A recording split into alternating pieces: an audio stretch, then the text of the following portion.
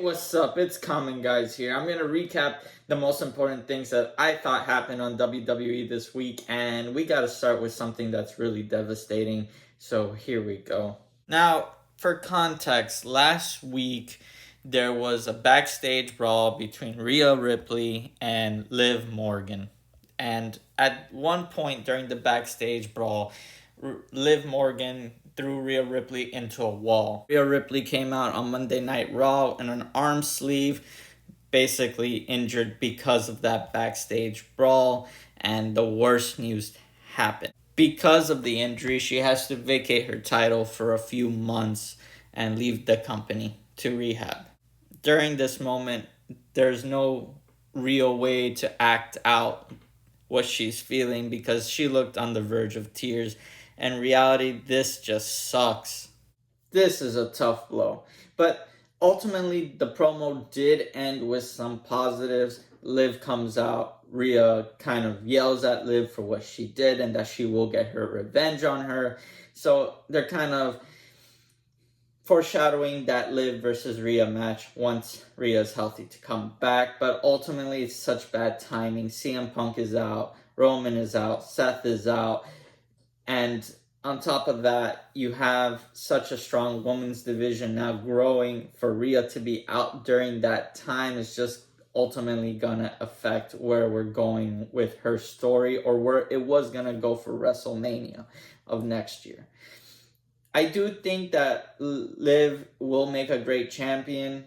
She's done it before. She'll do it again. So I'm not too worried about what's going to happen with that belt. But Rhea Ripley, hopefully speedy recovery. Hopefully you're back before SummerSlam. But I think that maybe after SummerSlam is the more realistic option. Now, as for the Judgment Day, I don't know where they're going to go with this. I do think that by the time Rhea does come back, Judgment Day will be completely disbanded. We kind of see already happening with Finn Balor questioning Damian Priest as to why they're not going after the tag team titles and why they're softening up Jay for the Backlash match. So we'll see where it's going to go, but hopefully, again, Rhea does come back sooner rather than later. Now on to some Cody Rhodes news.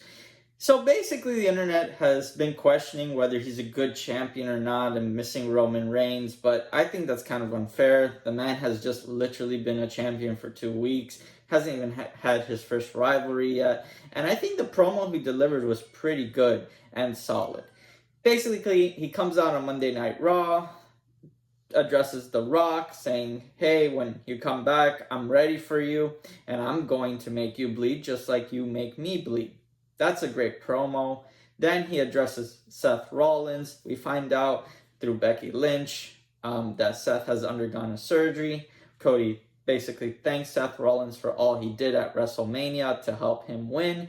And then he addresses Jey Uso, basically saying that Jey and him are brothers and that he's got his back.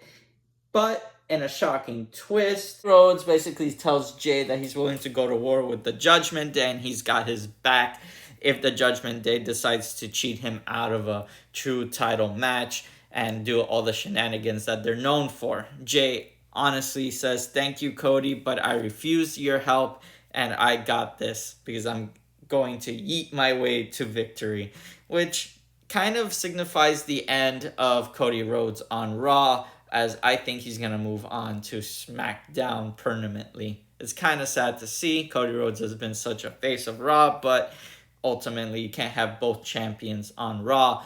So Cody Rhodes on SmackDown makes a lot of sense. Now as we transition to SmackDown, we have our first announcement to make, which I'm super excited. AJ Styles is going to be Cody Rhodes' first opponent for that title match.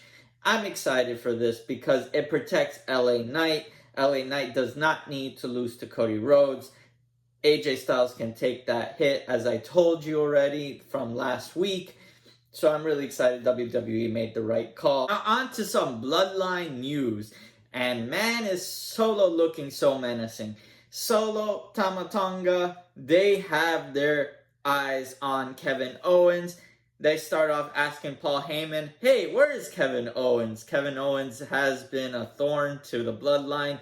He's the one that converted Sami Zayn back to the good side. He's the one that has faced off against Roman Reigns multiple times. He's the one that cost the tag team title championship for Jay and Jimmy. So it makes so much sense that Solo is going to go after Kevin Owens, because Kevin Owens has always been that problem. And I have to make a note here, Jimmy is not on this episode of SmackDown, so that signifies that really there has been a change of dynamics. Now, first up, we gotta talk about Solo. He's got a wardrobe upgrade, and he's looking more fresh and looking more like he fits in the stable of The Rock, because I truly think The Rock is behind everything. But as Paul Heyman opens up the promo, the crowd starts chanting, "We want Roman," which is kind of unexpected, but it doesn't matter because Solo ultimately grabs the mic from Paul and basically starts talking about that Tama Tonga is his new brother and that Jimmy is a lost brother to him. And Tama Tonga interrupts this promo by dragging out Kevin Owens. And despite Kevin Owens putting up a little bit of a fight, ultimately the bloodline does get the best of him because there's just more in numbers. And, I gotta appreciate something. They're going back to blood on this, and it's such an Attitudes Era type of thing, and I'm all for it. It really highlights that now the bloodline is completely gone insane, and that Solo is truly on a revenge tour for basically everybody that has wronged the bloodline. And with that, Nick Aldis leaves a warning to Paul Heyman saying that he needs to get the bloodline under control because next week is the draft and they need to be on their best behavior and none of these shenanigans that have been going on. Paul Heyman is terrified because he has not authorized Solo to do any of this, and Paul Heyman thinks that ultimately he's losing control and he is in himself in fear for his life. It's interesting where it's going to go. Obviously, I like the fact that Kevin Owens is their first target. It makes so much sense. But let's see how this starts to develop. And with the draft, let's see if Cody Rhodes does become part of SmackDown, because we should be getting some interesting bloodline storylines coming up if Cody Rhodes is there full time. Let me know what you thought about this week of WWE. Let me know where you think and what you're thinking regarding the bloodline or any other topic I've discussed. Please like, share, and subscribe as we continue to grow this channel. Thank you again for watching, and see you on the next one.